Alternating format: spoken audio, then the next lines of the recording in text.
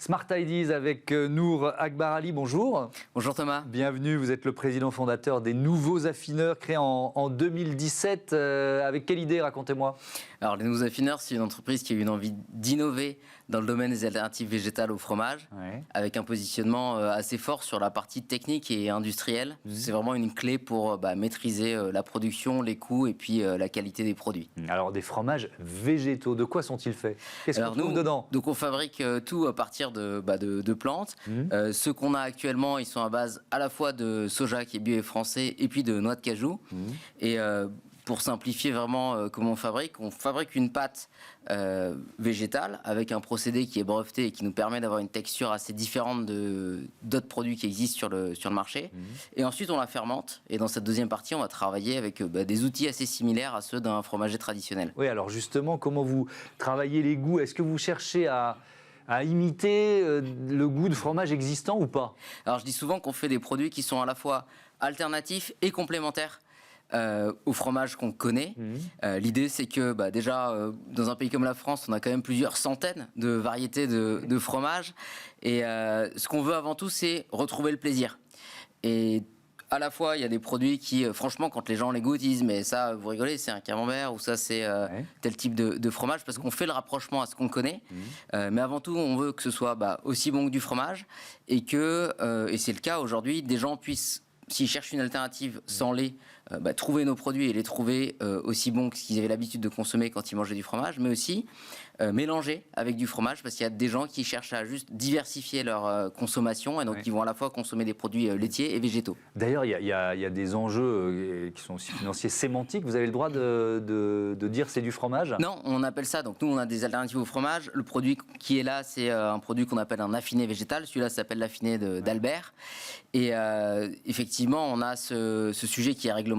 On entend beaucoup parler aussi sur tout ce qui est alternative à la viande. C'est partie de l'actualité maintenant. Mais aujourd'hui, ça pose pas vraiment de problème parce que les consommateurs ne s'y trompent pas. Et ce qui prédomine, ça fait partie de ce qu'on cherche à faire aussi, c'est vraiment le goût, le plaisir. Après, les gens, honnêtement, dans les magasins, dans les restaurants... Qu'on dise fromage ou pas, bon... Exactement, mais la réalité, c'est que l'usage prévaut et les gens au quotidien appellent ça quand même du fromage végétal. Il y a une levée de fonds annoncée d'1 500 000 euros. Oui, c'est ça. Alors, c'était au mois d'octobre dernier. Récemment, c'est ça, on a complété. Au total, l'entreprise a levé à peu près 4,5 millions depuis sa création. L'enjeu, c'est, je disais, on a un axe qui était à la fois technique et industriel assez fort. Du point de vue produit, ce qu'on cherche, c'est à faire des produits qui soient très bons avec la fabrication la plus simple possible et le minimum d'ingrédients.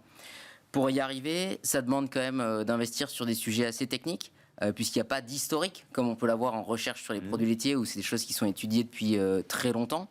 Et donc, c'est en partant d'une feuille quasiment toute blanche, maîtriser la fermentation, la conception pour avoir des produits qui soient très bons sans mettre d'additifs. J'ai une question parce que vous nous avez parlé de... Bon, on voit bien le double levier, l'empreinte carbone, le bien-être animal. Donc ça, c'est l'intérêt d'une démarche comme la vôtre. Mais, et la santé. Et la santé. Noix de cajou, parce qu'il y a beaucoup de noix de cajou dans les produits véganes et il y a eu un certain nombre de scandales sur les conditions dans lesquelles elles sont décortiquées à la main, notamment en Inde. Les vôtres, quel choix vous avez fait là-dessus? Tout à fait, et on est très sensible à ça dans une démarche globale. Pour cette raison, on travaille avec une filière qui ne travaille uniquement en décortiquage mécanique, c'est-à-dire que ça évite ce problème que vous avez pu constater. Le décortiquage est fait par des machines, et l'avantage aussi sur cette filière au Vietnam, c'est que les noix de cajou sont produites et décortiquées localement. Ensuite, le transport se fait par voie lente, donc le poids du transport dans l'impact carbone à la fois de nos produits, mais c'est vrai aussi pour l'ensemble des aliments en général, pèse très très peu. Donc malgré ça, en tenant compte ce transport, on arrive à diviser par 10 les émissions de gaz à effet de serre par rapport à un produit laitier équivalent. Et sur le bien-être animal, c'est un engagement important? Oui, puisque même si tout ce qui est viande paraît beaucoup plus évident pour le grand public, pour les produits laitiers, donc on est souvent sur du lait de vache, des filières bovines, et on a quand même ce sujet évidemment de... l'organisation de l'industrie laitière avec l'abattage des veaux. Pour tous les gens qui sont sensibles justement aux questions éthiques, c'est important de pouvoir trouver des alternatives sans lait. Merci beaucoup, merci Nour Akbar Ali et merci à vous. Aux Nouveaux Affineurs. Voilà, c'est la fin de ce numéro de Smart. On va goûter de ce numéro de Smart Impact. Merci à toutes et à tous de votre fidélité à la chaîne des audacieuses et des audacieux. Salut.